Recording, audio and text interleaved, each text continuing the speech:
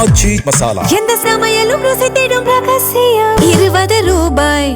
பழனி கோவில் நில மோசடி வழக்கில் தற்போது ஆவணங்கள் சிபிசிஐடியிடம் ஒப்படைக்கப்பட்டிருக்கிறது. பழனி முருகன் கோவில் தேவஸ்தானம் நிர்வாகத்தின் கட்டுப்பாட்டில் இருந்த 1 ஏக்கர் 40 சென்ட் 100 கோடி மதிப்பிலான நிலம் சட்டவிரோதமாக பத்திரப்பதிவு செய்த விவகாரம் தொடர்பாக போலீசார் 4 பேர் மீது வழக்கு பதிவு செய்திருக்கிறார்கள். இது பற்றிய மேலும் விவரங்களை எமது செய்தியாளர் அழகேஷ் வழங்கிட கேட்கலாம். அழகேஷ், முழு விவரங்கள் என்ன பதிவு பண்ணுங்க. அதாவது பழனி முருகன் கோவில் 100 கோடி தர்மசாசன நில மோசடி வழக்கில், அதாவது வரலாற்று பின்னணி முதல் சிபிசிஐடி விசாரணை வரை தற்போது 50 ஆண்டுகால சட்ட போராட்டம் வரை பார்க்க இருக்கிறோம். அதாவது பழனியில் அடிவாரம் பகுதியில் அருள்மிகு தண்டாயுதபாணி சுவாமி மடத்திற்கு சொந்தமான 1 ஏக்கர் 40 சென்ட் இடம் உள்ளது. இந்த நிலமானது கடந்த 1888 ஆண்டில் பாலசமுத்திரத்தை சேர்ந்த குப்புசாமி மணியக்காரர் என்பவரால் பழனி முருகன் கோவிலுக்கு, அதாவது மடம் கட்டவும் அன்னதானம் வழங்கவும் பக்தர்கள் கைங்கரிகளுக்கு மட்டுமே இந்த இடத்தை பயன்படுத்தவும் என்று எழுதி கொடுத்துள்ளனர், சாசனமாக எழுதி கொடுத்துள்ளனர். இந்த தர்ம சாஸ்திரத்தின் விதிகளின்படி இந்த நிலத்தை எவருக்கும் விற்பனை செய்யவோ அல்லது வில்லங்கப்படுத்தவோ யாருக்கும் எந்த உரிமையும் கிடையாது என கூறியுள்ளது. இது முழுக்க முழுக்க பொது அறக்கட்டளைக்கு சொந்தமான சொத்தாகும் என கூறியுள்ளனர். தண்டாயுதபாணி சுவாமிகளின் மறைவிற்கு பிறகு இந்த மடத்தை அதன் நிர்வாகிகள் முறையாக பராமரிக்காமல் வணிக ரீதியாக பயன்படுத்த முயற்சித்தனர். இதனால் இந்த நிலத்தை தனிநபர்கள் உரிமை கொண்டாடியதால் 50 ஆண்டுகளுக்கு மேலாக நீதிமன்ற வழக்குகள் இருந்த நிலையில் முற்புதர்களாக போல இந்த இடம் காட்சியளித்தது. இந்த சட்ட போராட்டத்தின்படி இந்த இடமானது பழனி கோவில் இணை ஆணையர் தற்காராக நியமிக்கப்பட்டு சென்னை உயர்நீதிமன்றம் உச்சநீதிமன்ற கிளைகள் உத்தரவிட்டது.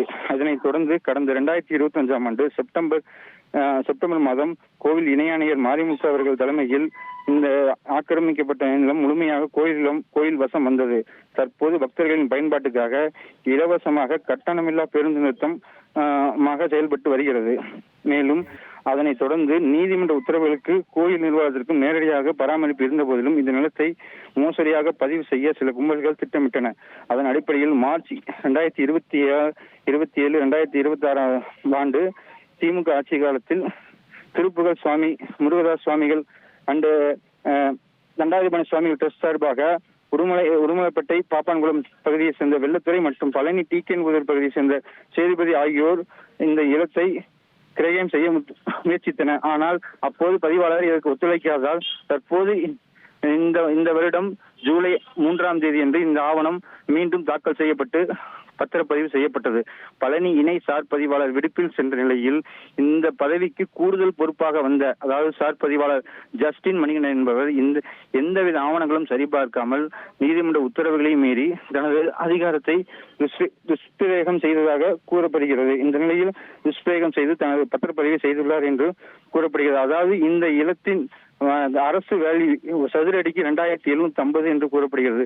அதன்படி 1 ஏக்கர் 40 சென்ட்டுக்கு 62,000 சதுர அடிக்கு 16 கோடிக்கு பதிய வேண்டிய இதை சட்டவிரோதமாக 2 கோடிக்கும் குறைவாக காண்பித்து பதிந்துள்ளன. மேலும் இதற்கு போலியான ஆவணங்களை தயாரித்து மேலும் பத்திரப்பதிவு நடத்தியுள்ளனர். மேலும் இந்த பத்திரப்பதிவில் ஈடுபட்ட 4 பேர் மீது காவல்துறையினர் 5 பிரிவுகளின் கீழ் வழக்கு பதிவு செய்யப்பட்டுள்ளன. மேலும் இந்த வழக்கு மிக பெரிதாக ஆகிக் கொண்டிருக்கும் பொழுது இந்த வழக்கினை சிபிசிஐடி விசாரணைக்கு நேற்று மாற்றி உத்தரவிட்டனர்.